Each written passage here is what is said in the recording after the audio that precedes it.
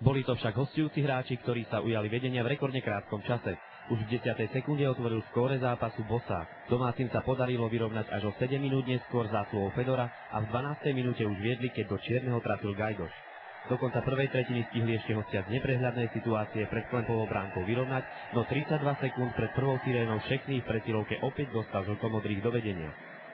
Druhá tretina však už bola až na jediný gól Topolčancov jasnou záležitosťou domáceho kolektívu, keď postupne v priebehu 12 minút skórovali Drotár, Fedor, Tomas a Klein.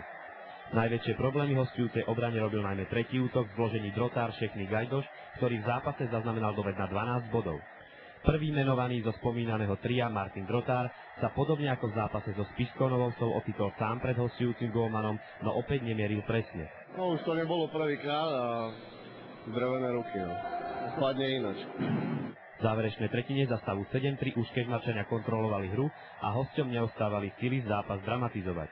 Práve naopak, v záverečnej 5-minútovke domáci ešte trikrát prekonali Topolčianskeho náhradného gólmana. Najprv na 8-3 zvyšoval Gajdoš, k nemu sa pridal Šekný a na konečných 10-3 stanovil skóre ľavý útočník štvrtej formácie Marcinko. Zo začiatku sme urobili pár chýb, keď sme ich prakticky postavili na nohy a od toho sa to aj odvialo. No a potom sme zabrali v druhej tretine aj v tretej, takže vyzeralo to v prospech nás. Čo vás dnes najviac potešilo na hre mužstva? Tak ten tretí útok hral dneska Prín, kde hlavne v tých presilovkách rozhodol o zápasu. Ríšo vidí všetkých na lade a z nich sa hrá veľmi ľahko. A s Martinom sme už hrávali v Košiciach, takže pohode.